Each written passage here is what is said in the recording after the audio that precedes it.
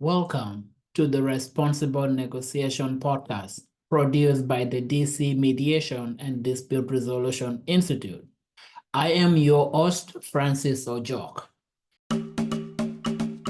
Here at the Institute, we prevent, manage, resolve, and transform conflict into an opportunity for positive change using mediation and other appropriate dispute resolution mechanisms. Visit our website to learn more or contact us at info@dcmediationinstitute.com and let us know how we can work with you or collaborate with you. Without further ado, let's get to the show.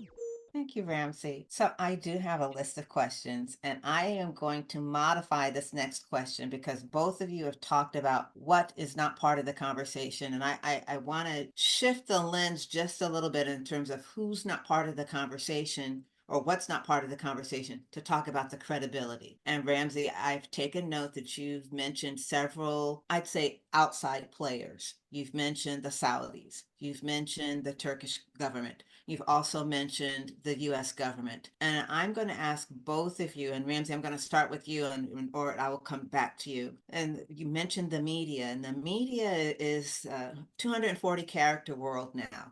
If it's not 240 characters or a soundbite, it gets lost. If it's not sensational, it's lost. But we also know that the world is for or against our words or silence, which raises the question of who can facilitate a dialogue between Hamas and the Israeli government, and how can that dialogue be facilitated? And I want to recognize that you've talked about selective understanding and selective empathy, and how that also plays into this for and against silence, but also the question of who can facilitate the dialogue. And so, Ramsey, I'm going to start with you, or I'll come back to you. I'm okay with the words for and against when we talk about the Eurovision Song Contest. And this is really part of the problem of this particular issue. I often find that the way people engage with these issues is almost at a level of popularity or unpopularity. Crowds who feel an emotional empathy or emotional support for one side or antipathy towards another side. I thought, crikey, what about the unborn generations of both sides, whose fates are going to be decided by the popularity of their ancestors who are currently alive? I mean, how more bizarre, obscenely bizarre can we get? This is far too serious to be resolved by popularity, for and against. It fills me with horror. I shudder, quite frankly. And yet this is part of the problem. This is, again, what adds to the want of better word complexity. So part of the problem is it shouldn't be reduced to for and against. And I think it needs to be looking at what could be an achievable end state, and from there then work backwards to be what could be a reasonable pathway to get to that end state. So the point of achievable end state, people talk about justice. I say, look, okay, if I steal Orit's wallet and I say, well, it contains money she stole from me, you know, that silly example I gave earlier on. Okay, that just happened in the last 5 minutes. No one's being killed. We can sort out the money. The money hasn't lost its value. It's relatively straightforward. But if we look at the amount of time that's passed, the amount of people that have been killed, the amount of destruction, then you tell me justice? We don't have a time machine to bring back the dead, to rebuild the collapsed building.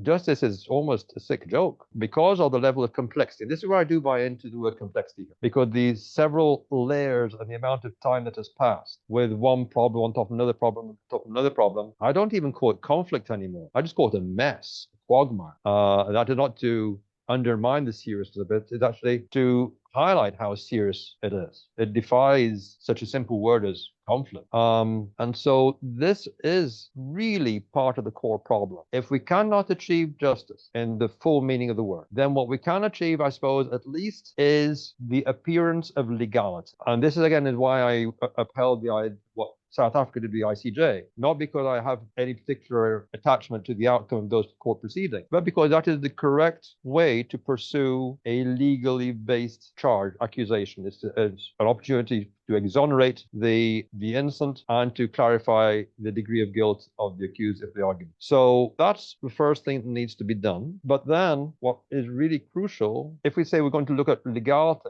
so at least that is not going to the absence of legality. If they okay, it's just too complex. we can't look at all the ins and outs of the legality.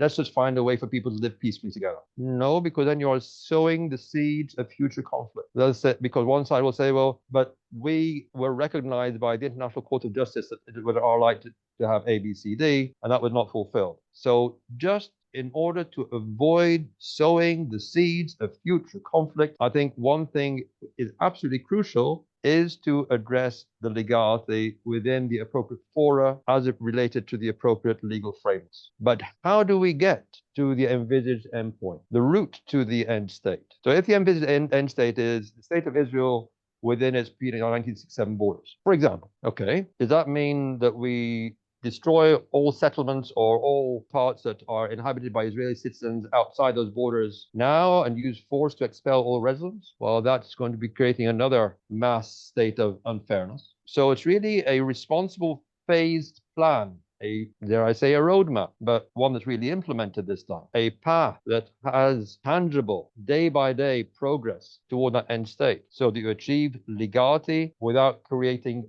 yet another layer of unfairness. And that might be a good step in the right direction. All right. When I was invited to this discussion, I was told it's not going to be a strictly political one, and therefore I respect that and I avoid whatever I feel is not in line with the original guidance. And therefore I choose not to address things that I hear by Ramsey. I respect you, Ramsey, a lot, but let's agree to disagree on some of the things you say. I would just mention one thing about the choice of words. I respect very much your offer to be very, very careful with the choice of words. And when you said the settlements from the north of Israel, I really want to mention that I think this is the wrong choice of words, because these are legitimate borders of Israel.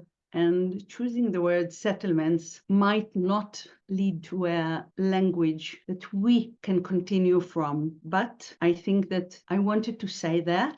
And of course, we can agree not to agree about my choice of words. Maybe I didn't choose the right wording as far as you are concerned, and I apologize for that.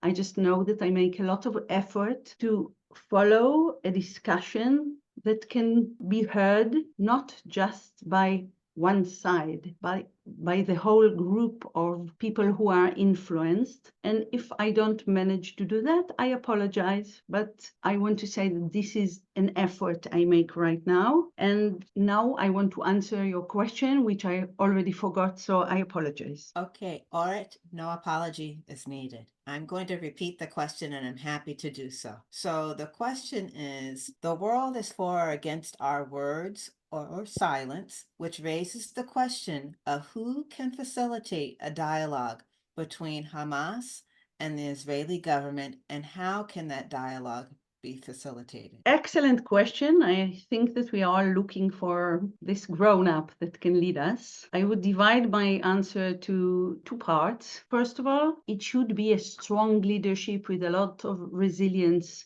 with a lot of patience. This is going to be a heavy case to take, and whoever takes it should be very dedicated and with a vision for finding a solution that, I agree with Ramsey, that is not going to be forgotten within a short period. We want something to last for a long period. So whoever is going to lead it should be dedicated, should be brave enough to take it. This is a scary one to take. There are most of the chances for whoever takes it, for them to fail. So we need someone brave enough to dare stepping into this mission and to have enough resilience to keep it going forward till the end. What would they want to achieve? Well, the word justice, whenever parties sit in my mediation and they say they want justice, they actually want to win. Justice is in court. Well, I want to win. I want to go to find justice in court. And I just always tell to them, well, you know what? We want to find smart solutions that can hold forever, or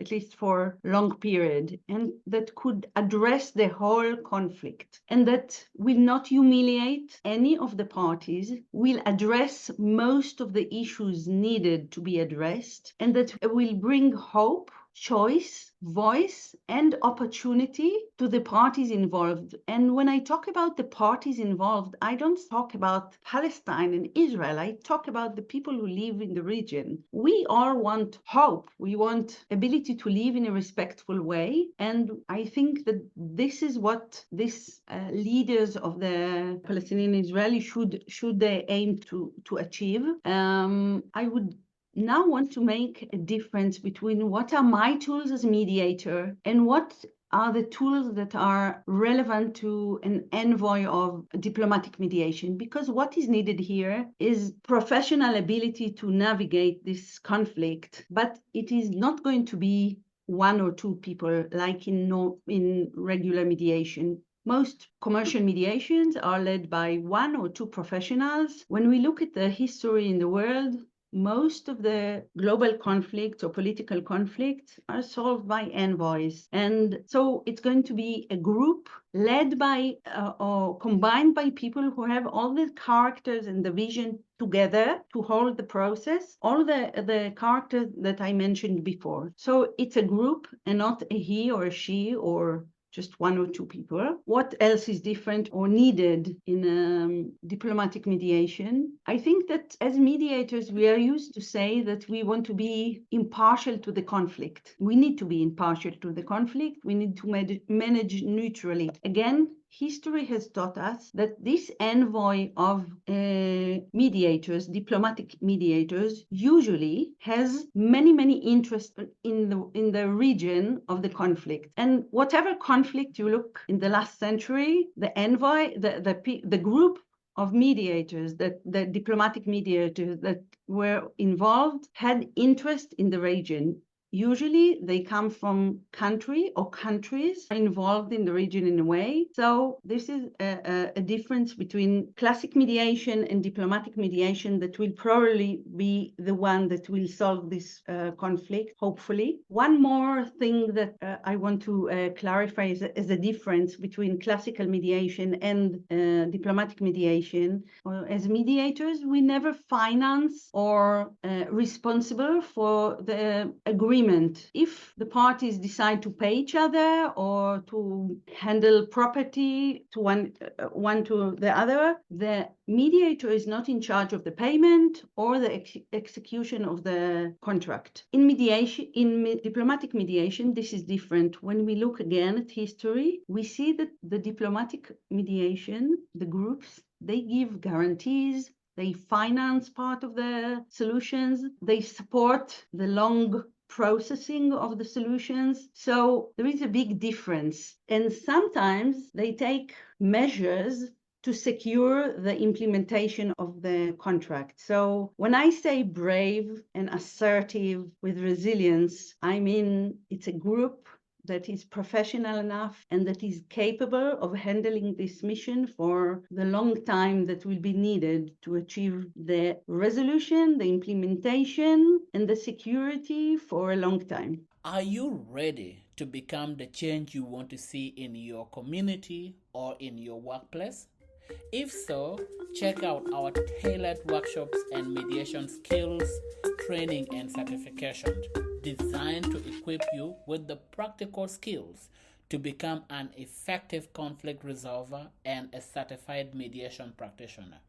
Now, let's get back to the show. So the dialogue, whether it's a diplomatic envoy or it is a group, I will share with you as the moderator, when this question was presented to me, I changed the language because it initially spoke. I had to talk about this because I think Orit brings up a very good point, that these talks are generally at the governmental level and they are not, it's not the individual. And so when I was speaking with Francis in preparation, I said, we need to talk about the government, because when you have millions of individuals, not everyone is in support of what the government is doing. And so I want to recognize that what we're talking about are governmental actions and not always the actions of the individuals. I have a follow-on question for both of you. And or if you're ready, I'm happy to start with you. If you prefer that I start with Ramsey, I'm happy to do that. But because you've talked about the envoys, or sometimes it's called multi-track diplomacy, where you start at the governmental level and then transition to grassroots, do you think it's possible for Hamas and the Israeli government for there to be a win-win situation? And if so, how? First of all, the day I lose hope, it's going to be a very sad day, and I hope never to reach it. Yes, I want to say yes. It's a very challenging one, but as a mediator, I'm challenged with the most complex cases, and people say to me, you will never mediate this one. And I always say to them, thank you. So I can't fail. You have no expectations. I can't fail. But when we succeed together in achieving resolution to such conflicts, which are told to be so complex and so, people don't believe that they can ever solve them, then it's a teamwork. And my work in this mediations is to put the belief in the room. If us as a community of peace builders and mediators keep on spreading the belief in the ability to find a solution, in the ability of the parties to choose smart leaders at the end of the day, to overcome what has happened and to print for all of us a better future. And if we as peace builders won't be able to believe that, yes, it is possible, then who else is going to do that? This is our role. And you know what? Sometimes I put this optimism in the room when I really have to struggle to find it, because sometimes it really looks as a case that will never end, will never manage to settle. But because as mediators, we push the parties forward gently, but we push the parties and we put this belief in the room. It's like wrapping the room with positiveness. At the end of the day, even the most challenging, really, really challenging conflict reach to a better end, a better future for the parties, even if it's a super complex, multi-layered conflict. And I want to bring my optimism to the conflict in the Middle East, because otherwise we have no future there. None of us, no matter on which side of the borders. We want a better future for everybody. Ramsey, is it possible for both Hamas and the Israeli government to win-win solution? And if so, how? I don't see that any alternative is viable. Not reaching a win-win solution is simply not an option. Really, we are at this situation we're in today because of not reaching a win-win solution. Not only that, I do believe the keys to unlock this crazy lock are already there on the table, just waiting for people to pick them up. And that's why I really liked your question suggesting that the contributors to the resolution would be involving a combination of different actors. Indeed, I think the Turkish contribution to bringing about a guarantee of a cessation of hostilities is absolutely crucial, and they must be backed up by all international support necessary so they can actually provide that guarantee. But let's go more than that, because also what everyone without exception in the region needs and has the right to need and has the right for everyone else to work towards is equal access to stable, prosperous future. Stable means, therefore, the framework of that prosperous future is not going to be targeted by acts of violence from one group or another, or disenfranchised by the solution. And therefore, one source of hope, of potential for this prosperous future is what is called the Belt and Road Initiative, which is absolutely huge. It's conspicuous by the lack of awareness of it. Saudi Arabia is part of it. Iran is part of it. Israel is a potential major benefactor from it, because again, potentially that red marker route to pull at the Port of Haifa could be very much part of the Belt and Road Initiative alternative routes. And so therefore, China, I think, and fellow member states of the Belt and Road Initiative and rival projects, whether it be the G20 or other rival projects, to provide alternative sources of large-scale, long-term, cross-border, cross-national infrastructure investment projects. Those countries are not going to see any chance of these wonderful mega projects come to fruition, so long as there's turmoil in the region. One country's problem is a problem for all the countries who have a hope of prosperity from this mega project. And therefore, I would say, in fact, that you have guarantor with support to Turkey. You have the red marker route to the port of Haifa with Mohammed bin Salman. Hopefully, we'll find some way on that basis to persuade Prime Minister Benjamin Netanyahu to drop his fixated opposition to an independent Palestinian state, because those two are mutually exclusive preconditions. And we have then the sources of financial support and investment in the infrastructure that's part of the Belt and Road Initiative. Now, someone say, hey, Ramsey, what about the environment? What about the climate? I say, I haven't forgotten it, because the funding for infrastructure investment projects in the Belt and Road Initiative, funding for such infrastructure investment projects is conditional upon those projects which require funding to prove that they are contributing to a reduction in greenhouse gases. And that's where then that link is closed. We come full circle and really addressing major issues in parallel rather than separately, which is again part of what I call the disjointed, false separation of linked problems. Ramsey, I am going to ask Francis to have another session. The Belt and Road Initiative is much beyond the scope of this conversation. And for those of you that are not aware what the Belt and Road Initiative is, I suggest you read about it. It does impact more than just the region that we are focused on today. It actually impacts the East as well as the continent of Africa. So I appreciate that foreshadowing of another session, and I'll leave it to Francis to organize that. But I am going to shift us back to today's conversation. And thank you for that, because I've heard both of you say something that as we wrap up this session, I am going to liken this to the Greek mythology regarding Pandora. And Pandora had a box that was given to her, and she was told to keep the box closed. And all of us know she didn't keep the box closed. She opened up the box, and war and pestilence and fighting and other things that we are a part of our lives exist today, according to mythology. But the one thing that was left in the box is the thing that the two of you have talked about. And I think for both of you, regardless of the words that you agree and don't agree to, you both agree to hope. So as we wrap up, my question for you is, as a peace builder, as a mediator, as a global citizen, is peace in the region plausible, or is it a dream? And Or, I'll start with you. Yes, it is, and it's a must, and we have to believe, and we have to talk about it. And I would say that personally, I feel that it is very important for me to participate in this discussion. We can all sit at home and don't do anything regarding this conflict. I'm not a politician. I can't influence what is done by my government,